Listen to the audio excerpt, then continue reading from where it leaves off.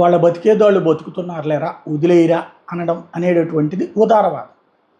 అయితే మన మీదకొచ్చి దాడి చేసి మనల్నే ఇబ్బంది పెడుతుంటే చూసి చూడనట్టు వదిలేయరా అనేటటువంటిది వచ్చేటప్పటికి ఉదారవాదం అవ్వదు, చేతకానితనం అవుతుంది, అసమర్థత అవుతుంది. ఆ పరిణామం ప్రమాదకరంగా కూడా మారుతుంది.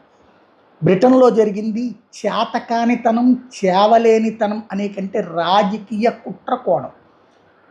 ప్రపంచమంతా నాశనం చేయడానికి, ప్రపంచాన్ని ఆక్రమించుకోవడానికి వాళ్ళు ఏ మత చిచ్చుని రేపారో, హిందూ ముస్లింల మధ్య, ఇతర మధ్య, ముస్లింలకి ఇతర మతాలకి మధ్య చిచ్చు రేపారో అదే ఇప్పుడు బ్రిటన్ని వెంటాడి వేటాడుతోంది.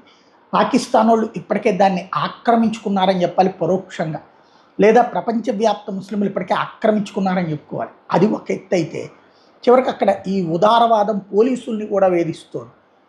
ఒక దొంగతనం జరిగిందని చెప్పి పోలీసులకు కంప్లైంట్ ఇస్తే పోలీసులు వచ్చారట, ఇన్వెస్టిగేషన్ చేస్తున్నారట.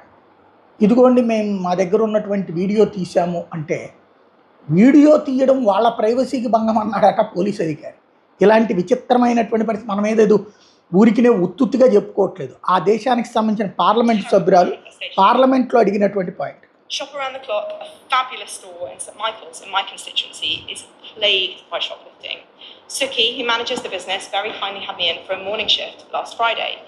He told me that despite years of reporting regular shoplifting to the police, the only time they visited was to let him know that the pictures he had put up of regular thieves violated GDPR. He also walked me through his report to the police of the latest shoplifting incident he'd suffered that Tuesday. The process was slow and repetitive, easily 10 times as long as it needed to be. For small business owners like Suki, who are already doing a million things at once, it's often hard to justify that wasted time. Especially given advances in technology, this seems a crazy way to insist people report crimes. This is the దొంగతనం కంటే కూడా నువ్వు తీసినటువంటి వాళ్ళ ప్రైవసీకి భంగం కలిగించడం నేరం అని చెప్పారట. ఇట్లా తయారైంది అక్కడ.